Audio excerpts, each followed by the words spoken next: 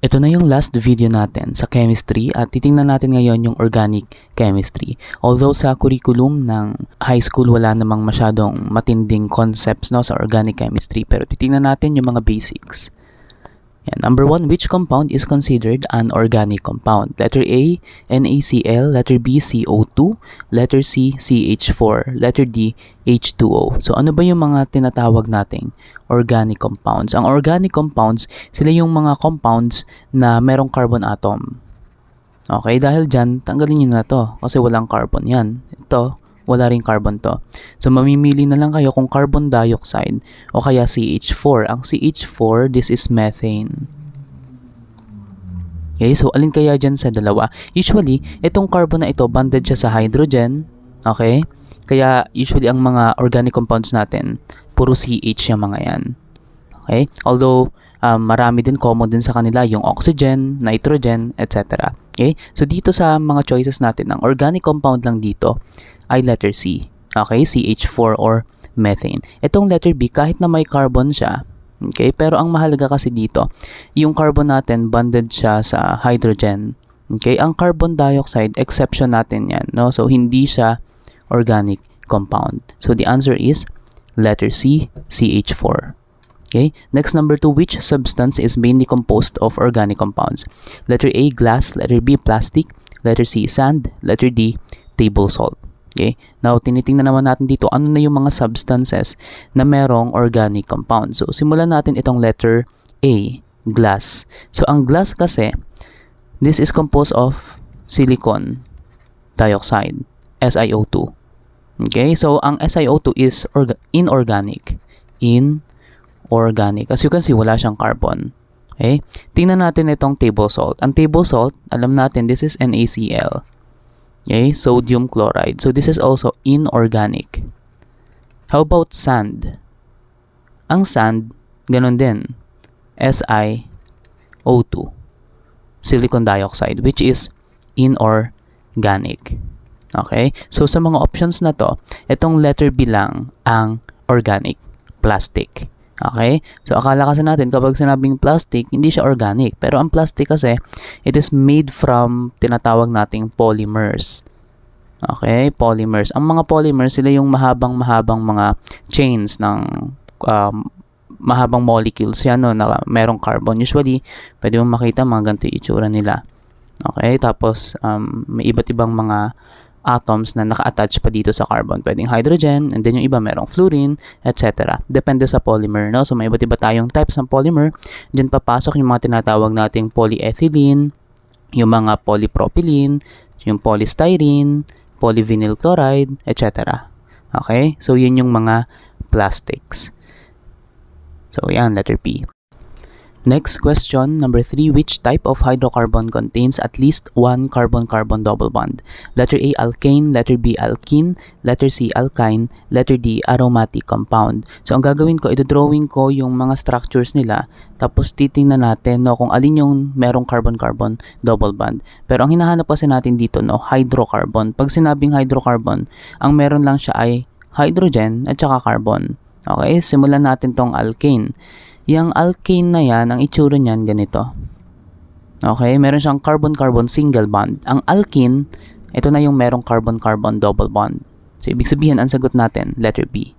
Yung letter C naman, alkyne, ang meron na dyan, carbon-carbon triple bond. Okay, alphabetical naman yan, no? A, E, Y. So, itong A, carbon-carbon single bond, yung E, carbon-carbon double bond, and then yung Y, carbon-carbon triple bond. Okay? So, ang answer natin dito ay letter B, alkene. Okay? So, ito namang mga aromatic compounds. Meron kasing aromatic compounds na hindi naman composed of just hydrogen and carbon. Pwede rin silang magkaroon ng iba pang atoms. Okay? Usually, ang makikita nyong example dyan, ganito. So, this is benzene. Ayan, meron siyang mga conjugated double bonds. Ang tawag natin dito ay conjugated double bonds. Wherein meron tayong double, single, double, single, double, single sa mga drawing. No, pero usually, ang dinodrawing pa natin dyan, minsan ganito yung drawing dyan. no, para i-recognize na itong mga electrons na nandito ay gumagalaw. So, mobile itong electrons. Umiikot sila dito sa ring. Okay? So, next, number 4, when a hydrocarbon burns completely, what are the products? Letter A, carbon monoxide and water. Letter B, carbon dioxide and hydrogen gas. Letter C, carbon and hydrogen gas. And letter D, carbon dioxide and water. So, ang tinitingnan natin dito, ano yung mga products ng complete combustion? Okay? Ang complete combustion, palagi nating tatandaan, ang product niyan, carbon dioxide and water. Okay? Again, kapag complete ang combustion, palaging carbon dioxide and water. For example, let's say meron tayong methane. Okay? Yung methane na yan, kapag nag-combust yan, magpuproduce yan ng carbon dioxide and water. Again, this is the complete combustion of methane. Ito dapat pala meron tong 2. Okay?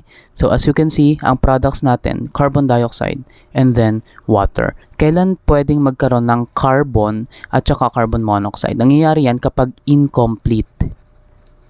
Incomplete ang combustion. Okay? So, next, number 5, a candle is placed inside a jar with limited air supply. After a few seconds, the flame turns yellow and produces visible black soot on the glass. What best explains this observation? Letter A, formation of water vapor.